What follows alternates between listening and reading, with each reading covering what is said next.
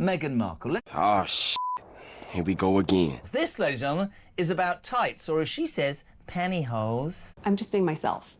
Nobody talks about how Meghan Markle just sabotaged Prince Harry's desperate reconciliation attempts with one shocking interview. I had to wear nude pantyhose all the time. Let's be honest, that was not very myself. My disappointment is immeasurable, and my day is ruined. While Harry was secretly negotiating peace terms with King Charles, Meghan dropped bombshells about pantyhose, authenticity, and royal protocol that have palace insiders absolutely furious. But what we discovered about the timing of her statements will leave you speechless. Picture this. Prince Harry has been working behind the scenes for months, trying to repair his relationship with King Charles. Palace sources reveal that Harry extended an olive branch by offering his schedule to ease tensions with King Charles, desperately trying to win back his family's trust.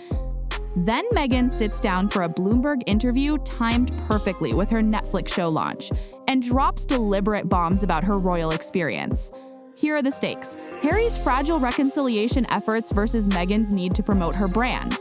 And one of them just chose business over family healing. Here's the first explosive detail that has royal commentators losing their minds. Meghan complained about how, when she was in the royal family, she had to wear pantyhose, which made her feel inauthentic. But this wasn't just casual conversation. She told Bloomberg that royal protocol, like not being allowed to be as vocal as she would like or always having to wear nude pantyhose, felt a little inauthentic. The timing is everything. While Harry was literally offering peace terms to his father, Meghan was publicly trashing royal traditions on international television. "I hadn't seen pantyhose since movies in the 80s when they came in the little egg. That felt a little bit inauthentic," she declared, essentially calling royal protocol outdated and ridiculous. But here's where it gets sinister. Royal experts are calling these deliberate digs at the royal family, not accidental slips.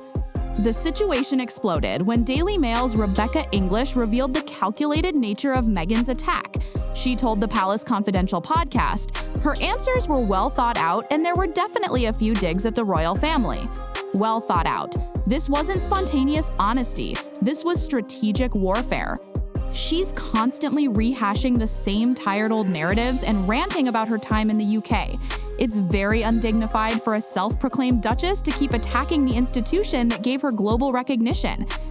But here's the pattern break that reveals the true devastation. While Meghan was launching these public attacks, King Charles was willing to talk with Harry, but he would rather it be a one-on-one meeting, adding that Meghan is simply not welcome. She just proved Charles right about excluding her from reconciliation talks. This is exactly what happens when someone prioritizes personal brand over family unity. The emotional reality that's tearing Harry apart?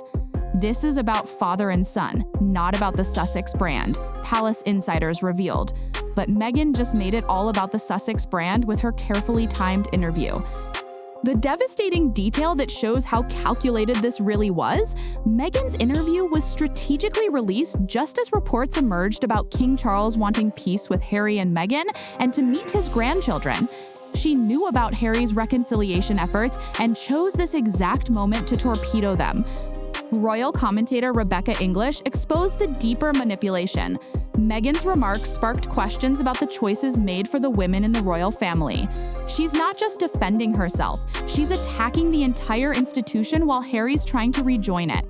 But here's what nobody saw coming about the real motivation behind Meghan's shocking statements, and the evidence we uncovered about her true agenda will absolutely destroy everything you thought you knew about this couple's strategy.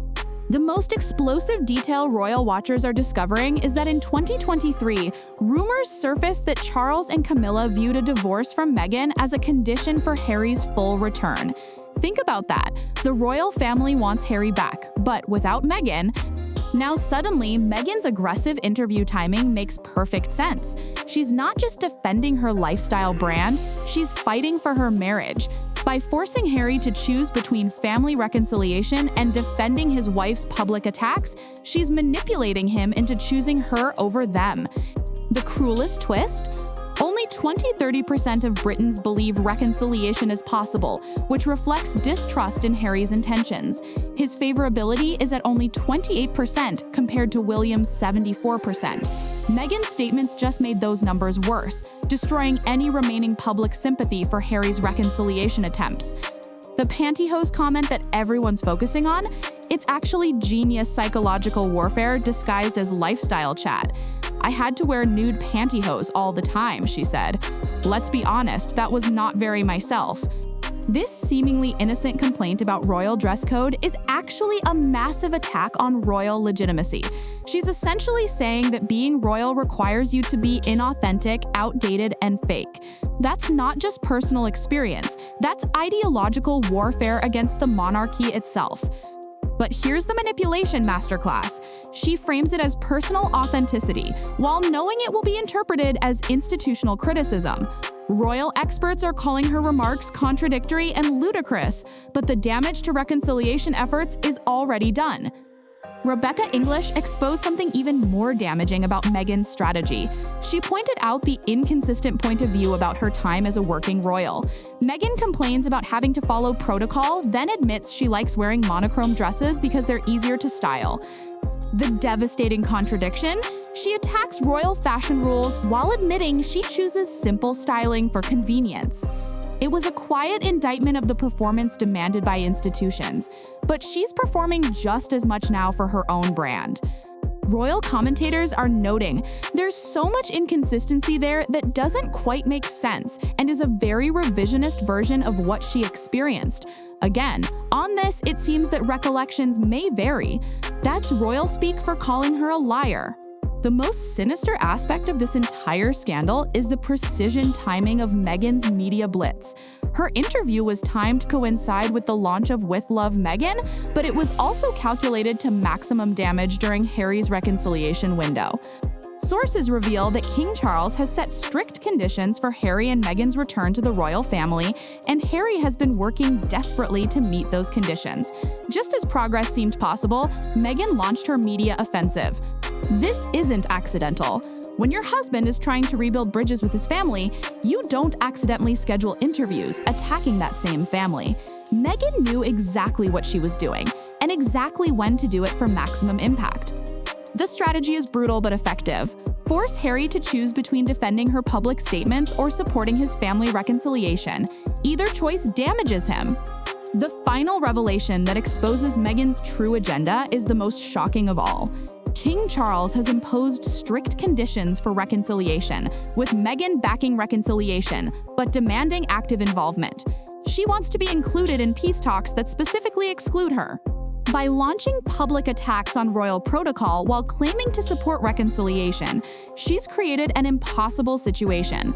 Harry can't reconcile with his father without betraying his wife's public positions, and he can't defend his wife without abandoning reconciliation hopes. The Palace Insider's revelation is devastating. Meghan is simply not welcome in reconciliation discussions. She just proved why with her calculated media warfare. The transformation is complete. What started as Harry's genuine attempt to heal family wounds has become Meghan's strategic campaign to maintain control over their shared narrative. Her shocking statements about pantyhose and authenticity weren't mistakes.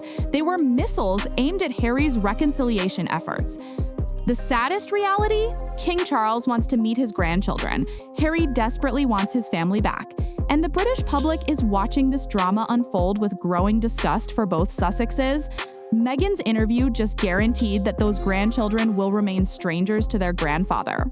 While Harry negotiated in private for family peace, Meghan declared war in public for personal brand protection. The question isn't whether her statements were shocking, it's whether Harry will finally choose between his wife's media empire and his father's final reconciliation offer. The answer might determine not just the future of the Sussex brand, but the survival of their marriage itself. Because when someone forces you to choose between your family and them, that's not love, that's control. And Harry is about to discover which one he's been living with all along. We're here to keep track of the story, so subscribe and keep track of us so you don't miss any details.